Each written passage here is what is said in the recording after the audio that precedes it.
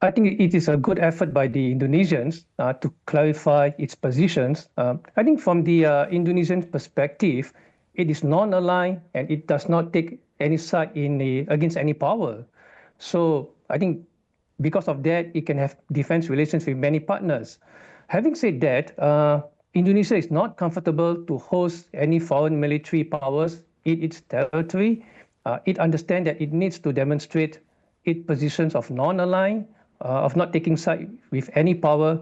I think that is one major reasons why the Indonesian government formally explains or clarify its positions with Canberra.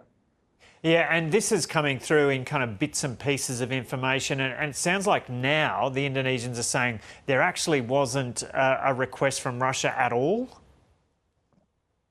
Yeah, I found it quite a bit strange because, to my understanding, there was a similar request from Moscow to Jakarta in 2017, but Jakarta actually turned the request down. So I suspect that the Putin's believe that with a new administration in Jakarta now under Prabowo, maybe the Russians could make a new effort to establish its presence in Indonesia. But I guess again, Prabowo continues the Indonesians' long-standing positions of being non-aligned, of not allowing any major powers to operate their military in Indonesia. And what is the nature of the Indonesian-Russian relationship? Have Russian military planes visited that area before? As far as I know, the Russians do not have any access to any military bases in that part of Indonesia. But to my understanding, the Russians have actually requested access to that particular islands near West Papua for several years. One of the major reasons that the Russians want to have access is to develop a space stations there.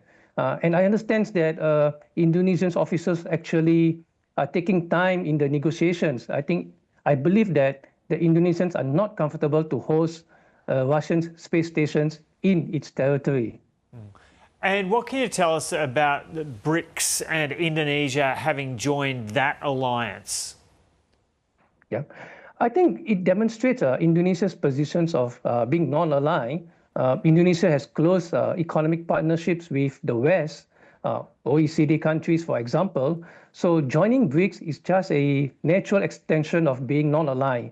I think that is something that the Indonesian government have been emphasizing on. They are not taking side against the US or against the Western economic partners.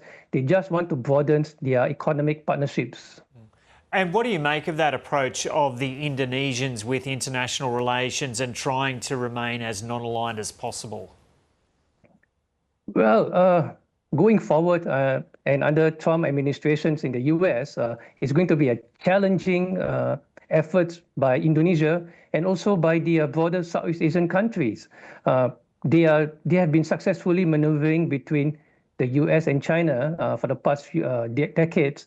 But now with the US coming down hard on tariff and on trade with China, I think the space for Southeast Asian country and Indonesia to maneuver is getting smaller in the future.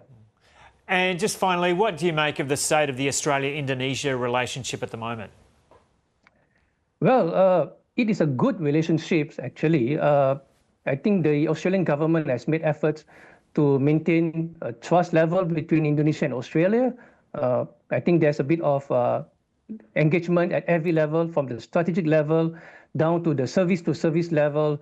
We have seen Australians exercising more with the Indonesians. And based on the sources I have in Jakarta, I think they look at Australia as a key, as a strategic or as a trusted security partner for them.